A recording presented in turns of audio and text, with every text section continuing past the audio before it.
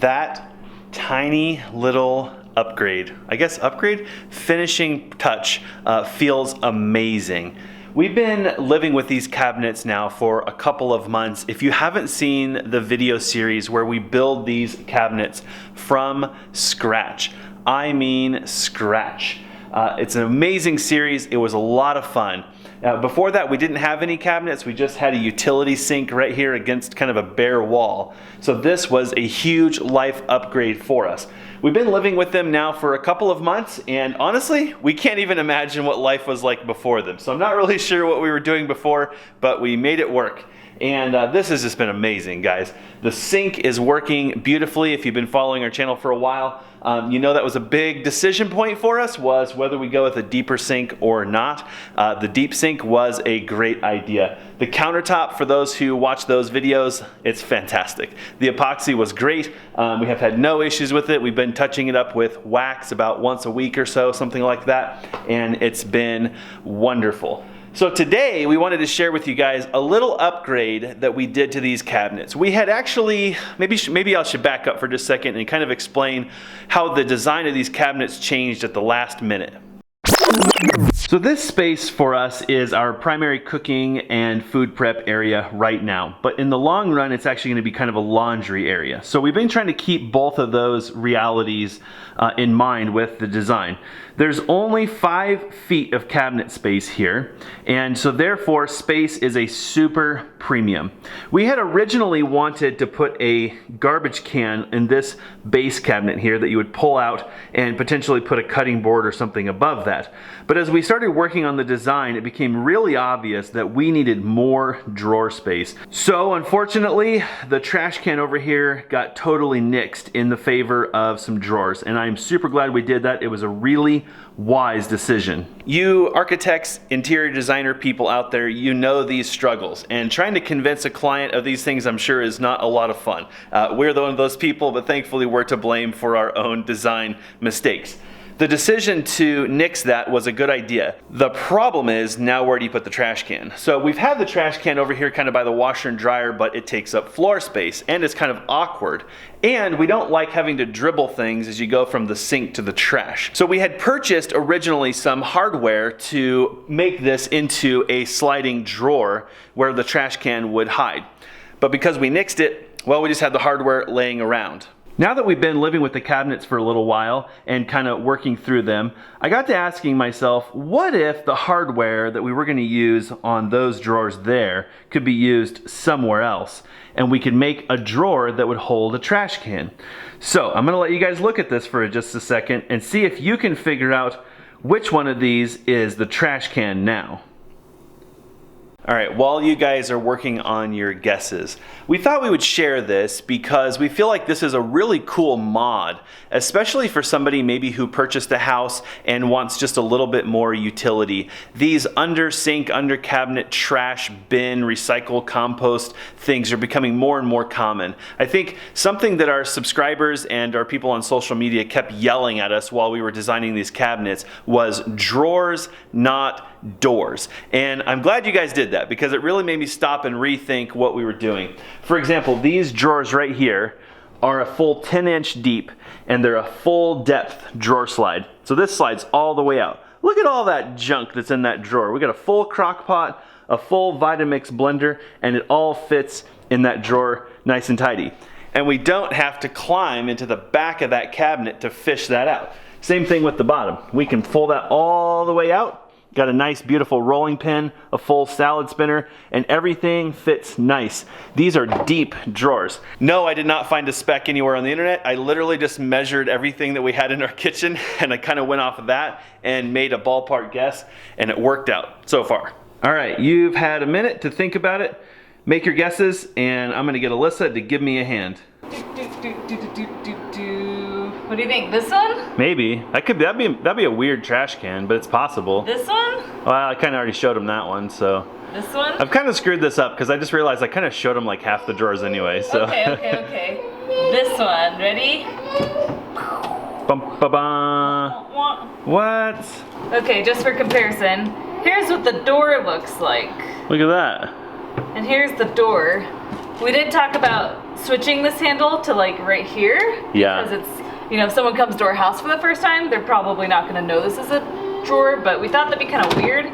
Or we thought we might do a redundant handle later, but for now, Jesse and I know that this pulls open. But to be honest, I actually open this most of the time with my knee.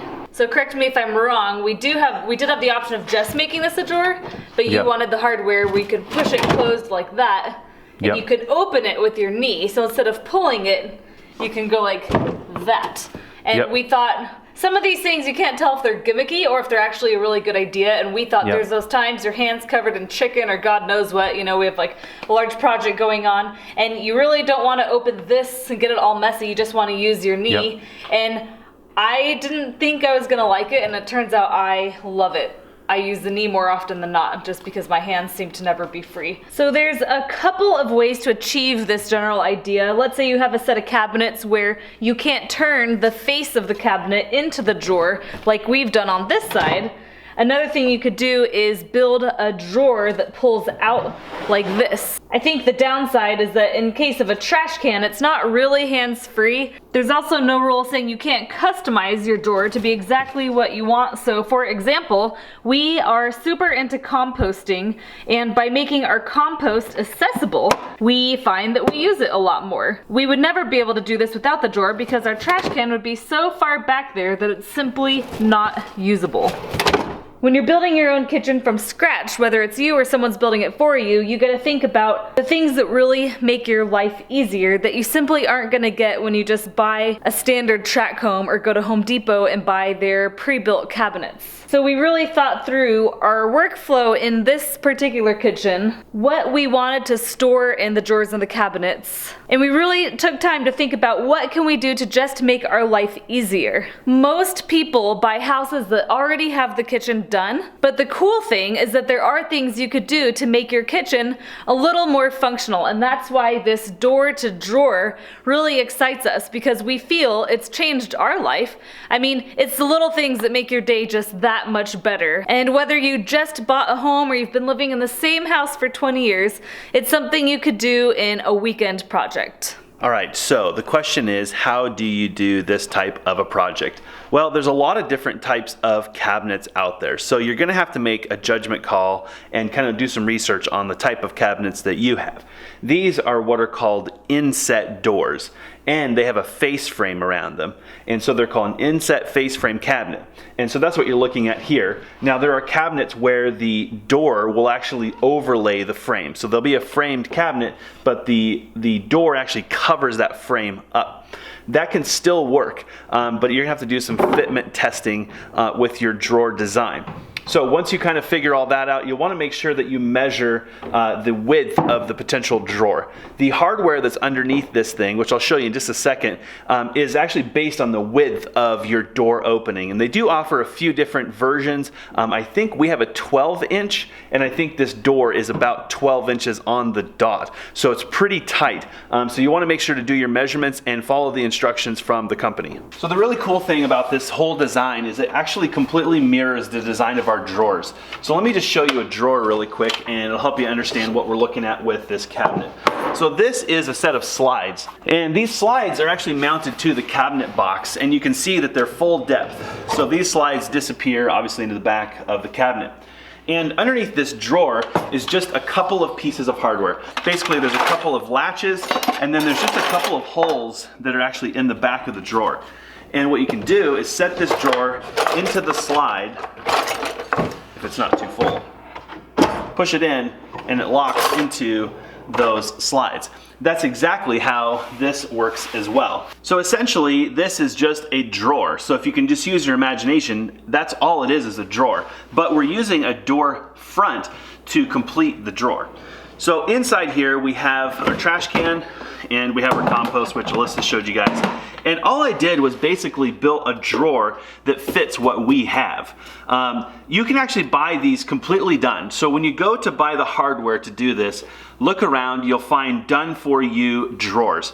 You'll have to do a little bit of DIY though. If you want to use your cabinet door, which I would assume you do, to finish this, you might have to do a little bit of carpentry to make that happen.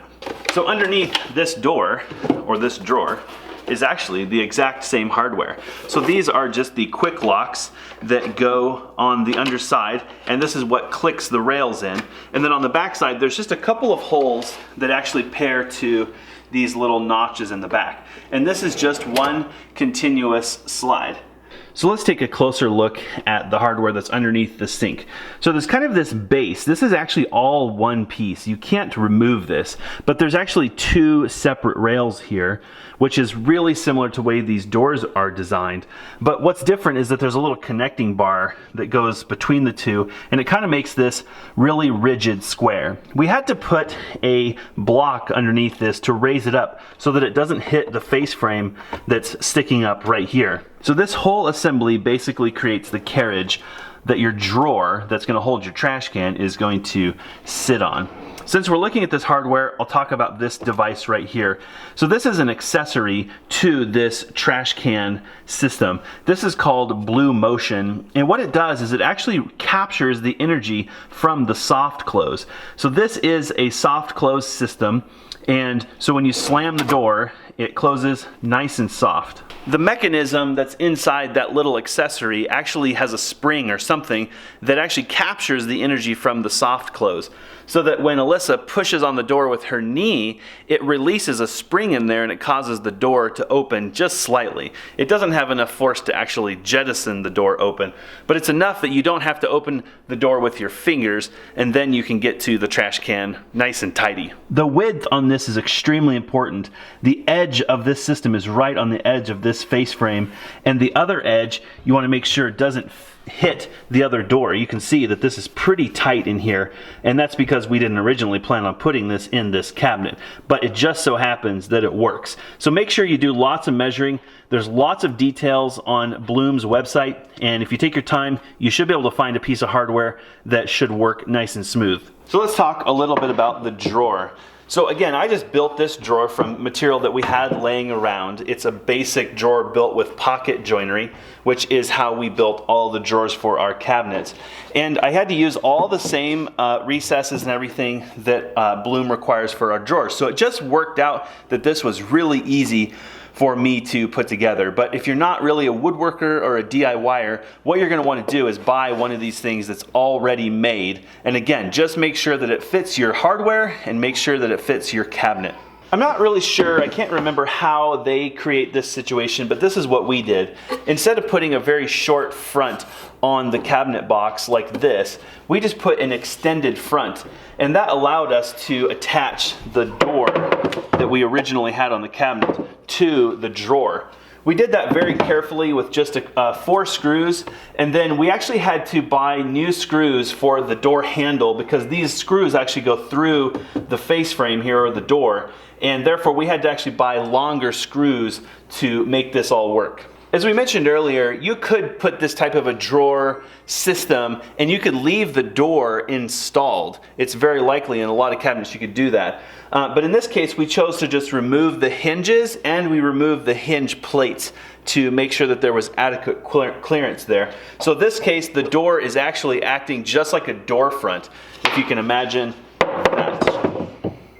Probably the hardest part for me was getting the drawer front lined up in the cabinet so that everything looked right.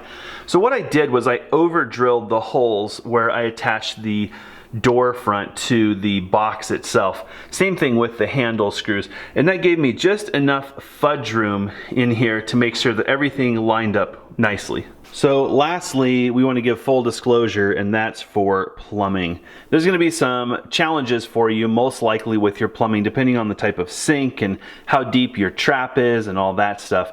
So the way our cabinet works here is everything has to be pretty much on the left side of the drawer here so that it clears the plumbing.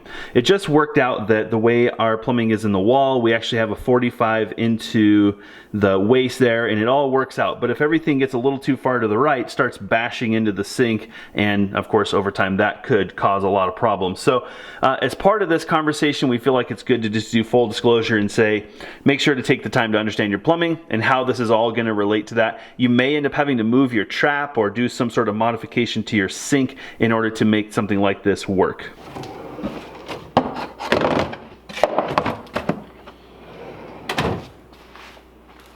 So far, having the trash can in really close proximity to the sink has worked out super good. Also, the espresso maker being close by with our compost, we're much more likely to put the grounds into the compost bin than into the trash. And I can say this has drastically reduced the messiness of moving across the kitchen. So if you happen to be in one of those kitchens where you have to move across the floor to get to the trash can, which is pretty common, oddly, or like Alyssa said, if you've got one of those trash cans that's buried underneath the sink, this could be a super refreshing improvement. Another thing that I learned from researching this system is that there actually are standardized trash cans, and some of the drawers that you'll find that are set up for this actually have 3 different bins in them. So look for that. One will be, say, trash, compost, and recycle, or maybe 2 different kinds of recycle like paper or plastic, things like that. So you can find systems that are already designed. The problem for us with that system was that this cabinet is not wide enough. See, we originally designed around this cabinet, which is only about 4 inches wider, and that's just enough, it's 2 inches wider, which is just enough to actually accommodate those original waste bins. The nice thing about those types of systems is that if your waste bin gets disgusting or it's damaged or broken or something like that, you can always get a new one. We unfortunately kind of built around a trash can that we had laying around, so if this one ever gives up the ghost, I guess we'll have to just scramble and try to find something that fits or modify or build a new drawer. I think these systems, including the drawer and all the accessories that you're going to need to make the slides work and mounting hardware, you're probably looking at around $300. The hardware itself is a big part of that expense, probably in the $150 range. But believe it or not, they really get you for these wooden door set systems, which makes sense because it's done for you and everything should work together. So if you wanted to, you could definitely build your own drawer. If you don't want to, you might be able to find something you can just buy that will do it all. So on the topic of research, I guess I should mention this. So the reason that I was just installing this today is that our original plan for this got kiboshed. You see, the sink that we installed is actually a really big sink for this size of base cabinet. And so what happened was all the hardware that we had originally purchased to make this drawer front a tip out front with this beautiful stainless steel tray, well, it didn't fit. We tried 3 different companies, 3 different sets of hardware, and there wasn't enough room back here for that hardware. So unfortunately, this thing's just gonna be a false door front.